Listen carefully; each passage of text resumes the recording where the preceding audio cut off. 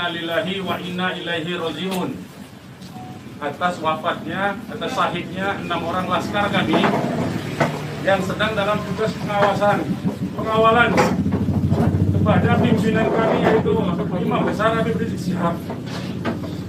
Semoga ke-6 laskar tersebut diterima syahidnya. Yang kedua, kami sampaikan alhamdulillah Imam Besar kami bersama keluarga dan cucunya alhamdulillah dalam keadaan sehat. Amin. Ya. Dan saat ini sedang dalam pemulihan sebetulnya. Jadi saya di samping kanan saya perkenalkan dulu adalah Kiai Haji Sobri Lubis, adalah Ketua Umum DPP FPI. Di belakangnya adalah Panglima Laskar Pembela Islam Ustadz Maman Suryadi. Di belakang saya Wakil Panglima Laskar Pembela Islam Ustadz Yordan, dan ada pengurus FPI di belakang kita. Jadi pertama-tama saya mau sampaikan bahwa kami sebelum ada pengumuman dari pihak Polda, yang tadi itu pun kita dapatnya dari televisi, sebelum kita mendengarkan pernyataan dari pihak Polda, itu kita masih menganggap keenamnya dalam status hilang. Makanya pernyataan kita yang pertama keluar itu adalah pernyataan statusnya masih dalam keadaan hilang, kita sebutkan. Karena itu pernyataan dibuat pagi hari, ya, sebelum kita mendengar kabar bahwa keenamnya sudah syahid. Nah, kemudian saya mau jelaskan kronologi backgroundnya dulu, bahwa beberapa hari yang lalu, ya, memang ada beberapa pengintai di Pondok Pesantren Habib Rizik, yaitu hari Jumat, ya. Hari Jumat itu ada beberapa pengintai yang ditugaskan oleh institusi resmi negara. Ya, saya tidak mau sebut. Oleh institusi resmi negara yang ditugaskan mengintai 24 jam. Mereka menggunakan drone dan peralatan canggih lainnya. Dan kemudian ada komunikasi dari laskar yang menjaga Pondok Pesantren Habib Rizik di Megamendung itu dengan para pengintai. Karena kebetulan mereka terjebak dengan cara pengintaian mereka sendiri yang tidak profesional. Ada komunikasi antara laskar penjaga markas Syariah Megamendung dengan para pengintai. Ya. Ada 3 orang yang berhasil dikomunikasikan dan kita mendapatkan semua data-datanya. Ya, data-datanya kita dapatkan semua, identitasnya kita dapatkan semua, dan ternyata pengintaian itu bukan cuma terjadi di Megamendung, di lokasi Pondok Pesantren Habib Rizik, tetapi juga di Petamburan sini. Posisinya di sebelah sana, ya, posisi para pengintai. Ada foto-fotonya kita dapatkan. Kemudian juga di Sentul yang sempat dilakukan aksi demonstrasi. Artinya yang saya mau sampaikan di sini, Habib Rizik sejak kepulangannya memang diintai 24 jam. Ada 30 orang. Masih di Sentul, 10 orang di Megamendung. Jadi kita sudah tahu sebetulnya. Ya, kita sudah tahu. Nah, setelah proses hari Jumat itu, beliau bersama keluarga meninggalkan tempat istirahat beliau, tempat pemulihan beliau yang tadinya di Megamendung, beliau pindah ke Sentul, ya, pindah ke Sentul. Kemudian Ahad, ya, malam, yaitu hari Minggu pukul 22.30, artinya lebih sekitar setengah 11-an, ya, setengah 11 sampai jam 11 malam. Beliau meninggalkan lokasi dari Sentul untuk menuju ke tempat pengajian keluarga. Pengajian keluarga inti. Saya mau sebutkan, pengajian subuh, ya. Pengajian subuh keluarga inti. Jadi tidak melibatkan pihak mana-mana pun juga. Dengan 4 mobil keluarga. Di dalam mobil ada istri beliau, ada anak dan ada menantu. Artinya ada perempuan di dalam mobil itu. Dan ada cucu beliau. 2 orang masih bayi, 3 orang balita. Ya. Jadi di rombongan Habib Rizik itu ada balita, ada bayi dan masih belum 1 tahun dan ada balita. Itu yang saya mau tegaskan. Jadi ini adalah perjalanan keluarga biasa. Beliau mau melakukan pengajian keluarga saja, karena biasa pengajian subuh keluarga. Ya. Nah, di dalam perjalanannya lebih kurang pukul 12.30 artinya setengah 1 malam, rombongan beliau dengan dikawal. Beliau menggunakan keluarga menggunakan 4 kendaraan roda 4 dan dikawal oleh 4 mobil juga oleh laskar. Ya. Nah, di dalam perjalanan ada orang yang menguntit sejak dari keluarnya beliau dari Sentul itu. Ya, terus dikuntit dan akhirnya para penguntit ini berusaha memotong, entah apa tujuannya. Kita sebut karena kita tidak tahu apakah dia petugas resmi atau bukan, karena dia tidak berseragam, ya. Harus disebut tidak berseragam. Ini orang-orang tidak berseragam. Berusaha memotong rombongan, ya, dan menyetop kendaraan. Nah, para pengawal tentu saja bereaksi untuk melindungi, ya, untuk melindungi Imam Besar Habib Rizik Syihab. Itu reaksi normal, karena memang mereka bertugas untuk mengawal. Reaksi normal. Yang patut diberitahukan kepada teman-teman pers semua bahwa fitnah besar kalau laskar kita disebut membawa senjata api dan tembak-menembak. Fitnah itu. Laskar kami tidak pernah dibekali dengan senjata api. Kami terbiasa tangan kosong. Kami bukan pengecut. Jadi fitnah. Dan ini fitnah luar biasa, pemutarbalikan fakta dengan menyebutkan bahwa laskar yang lebih dahulu menyerang dan melakukan penembakan.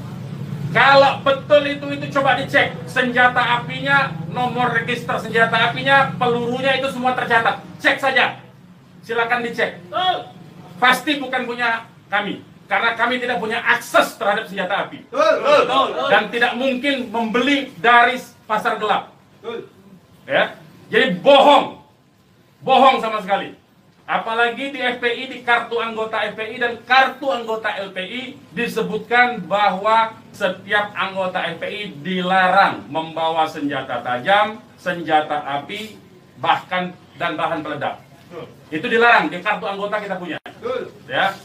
Nah, jadi upaya-upaya memfitnah, memutarbalikkan fakta hentikanlah.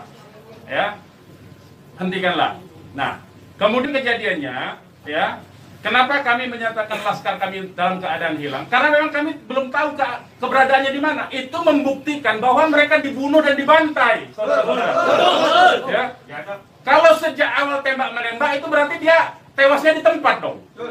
Tewas di tempat pasti banyak. Semalam saya sendiri sampai jam 3 sudah ngecek dengan teman-teman yang di lapangan, tidak ada jenazah di situ, tidak ada keramaian di situ. Yang ada justru petugas aparat setempat yang ada di lokasi yang diperkirakan di sekitar pintu tol Karawang Timur. Ya, di tengah malam itu saya suruh cek. Begitu saya mendengar ada berita terjadi ada laskar kita yang ditembak, kita suruh cek ke pintu tol Karawang Timur. Ternyata tidak ada mobil laskar di situ. Mobil laskar tidak ada, jenazah tidak ada. Kalau itu memang tembak-menembak dan tewas di tempat, itu pasti ada jenazah di situ. Pasti membutuhkan proses lama untuk evakuasi di situ. Tetapi ini tidak ada. Dan bahkan saudara-saudara perlu ketahui, teman-teman media, sempat salah satu laskar mengirimkan voice note rintihan dari salah satu laskar kita yang ditembak. Itu artinya apa? Itu artinya laskar kami dibawa ke satu tempat dan dibantai di tempat itu. Dibantai di tempat lain. Itu artinya. Dan kemudian waktu kemudian setelah voice note terkirimkan, tidak ada lagi HP dari laskar 6 orang itu yang aktif kita hubungi. Kita sudah cari sampai pagi tadi, sampai siang tadi, sebelum pengumuman dari pihak Polda, kita sudah cari kemana-mana. Ke rumah sakit kita cari, ke kantor polisi kita cari. Karena kita anggapnya itu orang hilang. Dan ternyata kemudian ada pengumuman bahwa seperti yang dinyatakan fitnah, yang menyatakan tembak-menembak itu. Ya. Nah, jadi sekali lagi saya mau katakan tidak betul ya, berdasarkan fakta-fakta dan kronologi yang saya sampaikan bahwa terjadi tembak menembak dan Laskar memiliki senjata api, itu tidak betul sama sekali. Itu fitnah besar terhadap kami, fitnah besar terhadap umat Islam. Kami anggap itu upaya memutarbalikkan fakta yang tidak pada tempatnya. Saudara-saudara harus diperhatikan, ini 6 orang ya, 6 orang wafat dibantai, keluarganya ada 1 di dalam, ya, ibunya ada 1 di dalam, ada 1 orang tuanya laki-laki sedang sholat di masjid, ya. Ini anak-anak kita tahu persis, anak-anak ini hanya bentuk kecintaannya mengawal pimpinan kami, imam besar, hanya bentuk pengabdian. Tidak memiliki agenda apapun, tidak memiliki senjata api, tidak memiliki bahan peledak, dan segala macam bentuk senjata lainnya. Dari kami, saya kira itu. Ketua Umum silakan kalau ada yang mau menyampaikan. Silakan. Bang, ya. Untuk pengecekan CCTV di lokasi sudah dipinta? Belum kita lakukan, karena kita ini masih sibuk sampai dengan siang tadi sebelum ada pengumuman dari pihak Polda, kita masih sibuk memastikan keberadaan 6 orang tersebut. Ya. Jadi kita belum mengecek kemanapun, kita masih menelusuri kemana-mana tempat dari kemungkinan-kemungkinan itu dibawa, yaitu apakah rumah sakit, karena kita mendengar ada voice note yang tertembak, kan, rintihan dari salah satu korban yang ditembak, masih sempat didengarkan oleh Laskar yang tetap mengawal, ya. Dan kita belum mengetahui itu, sampai hari ini, bahkan sampai detik ini, kita belum mendapatkan akses terhadap jenazah. Itu yang patut dicatat. Kita tahu bahwa mereka 6 orang Laskar ini yang syahid ini adalah wafat, baru tahu dari pengumuman, ya, dari pihak kepolisian. Jadi itu yang perlu saya sampaikan. Tapi posisi 6 ini gimana sekarang Bang, udah diketahui? Sampai hari ini saya belum tahu. Kita belum mendapatkan informasi. Ini menunjukkan bahwa bukti konkret bahwa jenazah ini dalam kontrol dan kendali penuh, artinya kan. Kalau memang itu tembak-menembak biasa, tentu itu ada di masyarakat lain. Tentu masyarakat sudah sibuk, sudah ramai di situ. Ini sampai sekarang ini kami tidak mendapatkan akses di mana keberadaan jenazahnya, ya, kondisi lukanya di mana tembak-menembak, berapa lubang pelurunya, kami tidak tahu. Hanya satu-satunya sumber informasi, baru bahwa dinyatakan bahwa tewas. Ya. Bang, untuk yang 4 orang Bang, penjelasan yang Bapak bilang tadi yang terkait di tol Japek itu berarti Bapak melihat sendiri bahwa tidak sempat terlihat adanya mayat dalam. Saya tidak melihat sendiri, tapi kita tugaskan ada Laskar kita untuk ngecek mulai dari pukul 1:30 ya sampai pukul 3 sampai menjelang subuh kita cek. Gitu. Tidak ada di situ peristiwa tembak. Terima kasih, siapkan masuk.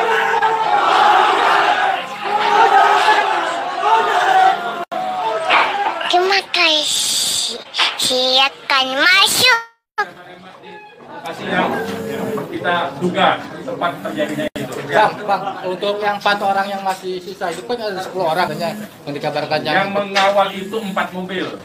Jadi lebih dari 10 orang. Berarti yang sisanya itu bakal bisa menjadi saksi dong Bang?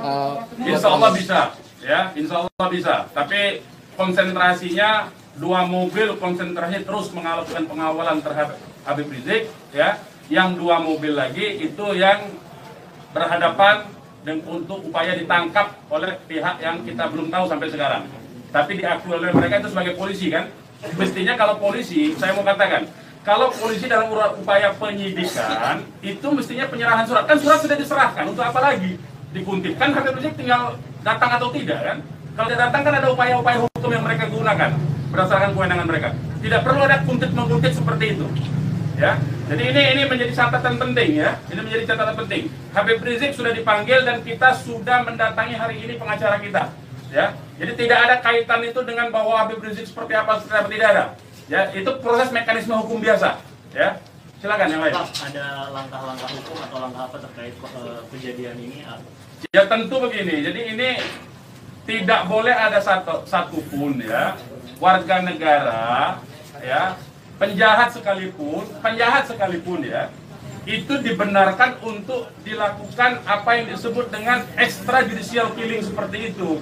Kalau demikian caranya, berarti lembaga kejaksaan, lembaga pengadilan dibubarkan saja. Cukup kalau polisi menganggap itu penjahat, ditembak, melawan, ditembak, mati udah kan? Berarti nggak perlu pengadilan. Kita ini negara hukum atau negara kekuasaan, ya. Jadi itu perlu jadi catatan juga. Jadi upaya hukum apa? Upaya hukumnya adalah dalam hal ini disebut secara hak asasi manusia, instrumen hak asasi manusia. Ini disebut dengan extrajudicial killing. Ini pelanggaran berat hak asasi manusia. Mereka yang melakukan proses pembunuhan extrajudicial killing ini, pembunuhan di luar proses hukum ini mestinya diadili oleh pengadilan HAM. Ya, mestinya instrumen yang bergerak adalah Komnas HAM ini. Ya, Komnas HAM.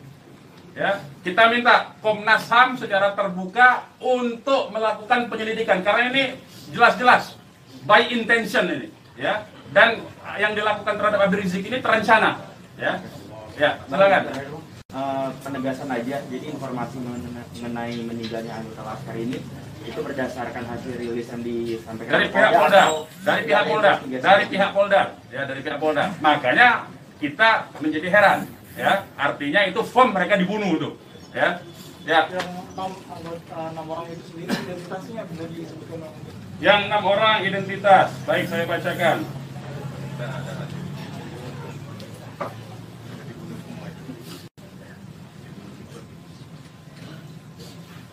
Saya bacakan nama-nama laskarnya ya. 1 Faiz. Ini nama panggilan, kita belum cek nama aslinya ya. Ini baru nama panggilan dari teman-temannya yang mengabarkan. 1 Faiz, 2 Ambon, 3 Andi. Yang Andi ini ibunya sudah ada di sini, di dalam kantor kita. 4 Reza, 5 Lutfi, 6 Kadafi. Ya. Semuanya adalah anggota Laskar dari Laskar DKI. Ya. Saya ulangi lagi, Faiz, Ambon, Andi, Reza, Lutfi dan Kadafi, ya, 6 orang. Usianya sendiri rentang mana? Usianya kita masih cross check dengan keluarga ya. Kita belum tahu karena kita kan tidak pegang KTP-nya. Bang, satu lagi nih. Peristiwa baku tembak ini kan terjadi. Tidak ada peristiwa baku tembak, Mas. Peristiwa penembakan yang ada. Penembakan ini kan dikabarkan sama Pak Kapolda karena ada isu pengarahan massa ke Jakarta mengawal Habib Rizik pemeriksaan. Nah, apakah itu benar? Jadi itu membuktikan itu fitnah ya. Habib Rizik itu menuju luar Jakarta, bukan menuju dalam Jakarta. Jadi kebohongan-kebohongan seperti itu tidak layak dikutip menurut saya. Ya, tidak boleh informasi publik dijejali dengan berbagai macam kebohongan. Hentikan kebohongan. Habib Rizik menuju arah luar Jakarta, bukan menuju dalam Jakarta. Menuju ke tempat pengajian. Pengajian itu pengajian keluarga. Keluarganya keluarga inti. Terdiri dari, ya kalau saya sebutkan nanti Habib Rizik terancam nyawanya. Mau tanggung jawab nggak nanti? Lokasi penembakannya di mana, Pak? Lokasi penembakan diperkirakan pintu tol Karawang Timur. Yang udah dicek di sana di mana? Sudah dicek di situ. Karawang Timur. Pintu tol Karawang Timur. Sudah kita cek. Berarti kalau dari rombongan HRS sendiri nggak ngelihat ada tembak menembak di situ ya Pak? Yang tiba-tiba tidak ada, memang tidak ada tembak menembak. Ya, memang tidak ada tembak menembak. Sudah saya katakan berulang-ulang, tidak ada tembak menembak. Kalau bahasanya tembak menembak, itu artinya dua belah pihak memiliki senjata api yang sama. Jadi kayak saya mohon lah ya, penggunaan diksi ini, kita didiklah masyarakat ini, didiklah publik ini, edukasilah publik ini dengan fakta yang sesungguhnya. Dari kami menyatakan tidak ada tembak menembak. Kalau konotasinya penggunaan diksi tembak menembak itu dua belah pihak saling memegang senjata api. Tapi sempat mendengar senjata api dari polisi atau apa? Bagaimana? Salah satu mobil sempat terkena sempi dan sebagainya Pak. Bukan salah satu mobil, 6-6-nya udah tewas sekarang dinyatakan sendiri oleh mereka. Mengakui. Dilihat 4 rombongan itu Pak, 4 mobil itu Pak. Satu mobil. Ya, sudah saya katakan tadi, yang mengawal Habib Rizik ini 4 mobil. 2 mobil terus mengawal Habib Rizik menuju tempat pengajian. Yang 2 lah kemudian yang berusaha dihadang oleh OTK ini. Begitu, saudara. Ya. Kemudian terjadilah upaya-upaya penangkapan itu dan ada sekali penembakan di tahap awal itu dan mengenai satu laskar. Satu laskar inilah kemudian yang voice note-nya sampai ke tim yang lain, ke mobil yang satunya. Mobil yang satunya segera katakanlah menyelamatkan diri begitu. Karena ini ada tembakan, itu bukti ya. Saya mau katakan ini ada 2 mobil. Satu mobil dihadang, satu mobilnya kalau betul ada tembak menembak dan laskar FPI punya senjata, tentu dihajar pakai mobil satunya. Ini kan tidak terjadi. Buktinya yang satunya mobil kita, laskar kita menyelamatkan diri begitu loh. Ya, itu faktanya. Jadi tidak ada penggunaan diksi tembak menembak. Penembakan yang ada itu. Penembakan oleh siapa? Sementara ini mereka mengakui bahwa itu dari pihak mereka. Dengan tadi pernyataan kan, jelas kan? Mereka sendiri yang mengakui. Tadinya kita anggap itu OTK, tapi sekarang sudah diakui. Ya. Nah, karena ini aparat negara yang melakukan, maka ini disebut pelanggaran hak asasi manusia yang berat. Begitu.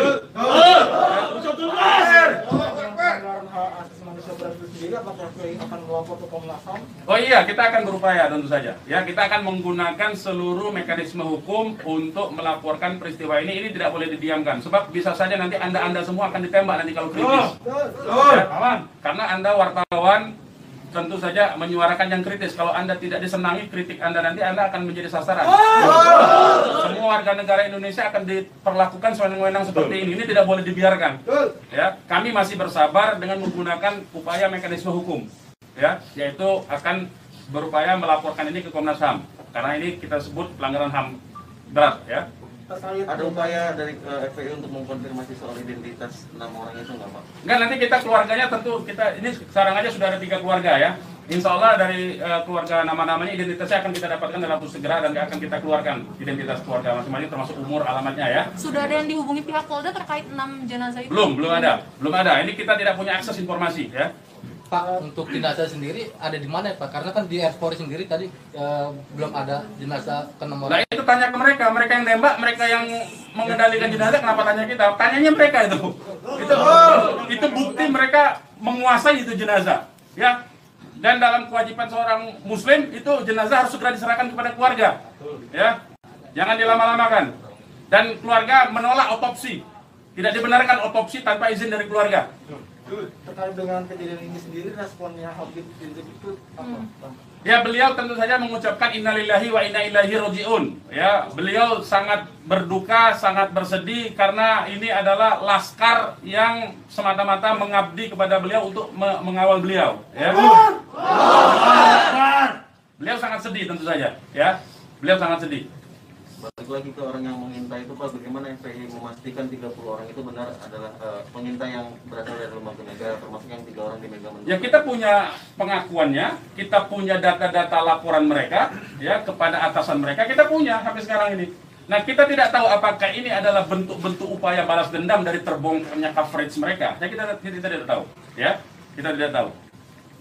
Laskar itu tadi disebut polisi adalah laskar khusus yang berusaha menghalangi penyidikan Habib Rizik. Itu penyidikan apa? Penyidikan itu di kantor polisi, Mas. Jadi jangan polisi jangan sembarangan lah, ya saya kira. Penyidikan itu di kantor polisi dan Habib Rizik itu akan dipanggil. Yang dihalangi itu apa? Tidak ada upaya menghalangi. Habib Rizik itu mau menuju pengajian. Apa yang disidik? Apa yang disidik? Pertanyaannya. Penyidikan apa? Ya. Tidak ada upaya menghalangi itu, ya. Tidak ada upaya menghalangi. Itu fitnah, lagi-lagi itu fitnah. Ini upaya untuk melepaskan diri dari jerat hukum. Ini pelanggaran HAM, saya katakan. Ini pelanggaran HAM, sekali lagi. Ya. Tidak boleh lepas dari jerat hukum ini. Tidak boleh, karena kekuasaan lepas dari jerat hukum. Tidak boleh. Tidak ada upaya menghalang-halangi itu. Karena Habib Rizik jelas mekanisme hukumnya. Ya, tinggal dipanggil, tinggal diketerangan saja. Ya, silakan yang lain. Masih ada? Bang, ya. Bang, ini barusan IPW merilis tentang kasus ini. Siapa? IPW, Indonesian Police Watch. Jadi IPW mendesak untuk Jokowi mencopot Kapolri sama membentuk tim pencari fakta bahwa ada pelanggaran di sini. Apakah teman-teman FPI akan menggandeng IPW juga untuk membentuk tim fakta? Ya, kalau IPW kan LSM memang dia selama ini berfungsi untuk menjadi pengawas polisi kan, namanya Police Watch kan. Ya, saya setuju, tentu saja terima kasih atas dukungan dari IPW untuk supaya kasus ini dibentuk tim independen. Saya setuju. Dan tim independen itu tentu saja menurut saya harus dipimpin oleh Komnas HAM karena kewenangan itu ada di Komnas HAM ya. Baik, yang lain. Ada rencana untuk melapor ke Propam juga mungkin, Bang? Ya, jeruk makan jeruk nantinya, Mas. Ya, jeruk makan jeruk. Nah, ya. Nanti ini yang jelas ini saya katakan ini ada unsur dugaan kuat pelanggaran hak asasi manusia yang berat. Ya. Karena dia pelanggaran hak asasi manusia yang berat, maka kewenangan itu ada di Komnas. Ya. bukan lagi di Propam. Kalau Propam itu sekedar profesi saja, ya. Oke, yang lain kalau tidak ada kita ini Bang. Ya, ini mungkin insya Allah Ta'ala kita akan masukkan juga untuk membuat tim pencari fakta dari DPR dan seluruh instansi yang terkait agar supaya tim independen bisa segera dilaksanakan, bisa terlaksana dengan yang berwibawa, dengan banyak instansi sehingga kita bisa melihat meminimalisir celah-celah kebohongan, ya. Jadi seperti itu. Insya Allah Ta'ala dengan tim pencari fakta independen untuk bisa menguak bagaimana peristiwa ini yang sebenarnya, walaupun kita sudah melihat bagaimana fitnahan-fitnahan yang ditujukan kepada Front Pembela Islam maupun kepada laskar-laskar kami, itu semuanya, tapi tetap perlu untuk bisa terkonstruksikan, ya, dengan data-data dan bukti-bukti, insya Allah Ta'ala dengan keterbukaan dan juga dengan rasa keadilan, insya Allah Ta'ala. Oke. Silakan yang lain teman-teman kalau masih ada. Sekarang Pak Habib Rizik posisinya sedang di mana? Oh, kalau kami kasih tahu nyawa Habib Rizik yang terancam. Mohon maaf ya, kita tidak bisa kasih tahu soal itu. Baik, yang lain nggak ada? Baik, kepada teman-teman media, sekali lagi saya ucapkan terima kasih yang banyak, ya, jazakumullah khairan jaza atas profesionalisme, ya, cross check, cover both side dari teman-teman, karena memang pemberitaan tidak boleh berdasarkan hanya satu pihak saja. Kami hanya menuntut kemukakanlah fakta dengan apa yang sesungguhnya dari kedua belah pihak. Nanti masyarakat yang akan menilai itu, ya. Yang jelas penggunaan diksi tembak menembak saya kira harus dihentikan karena itu adalah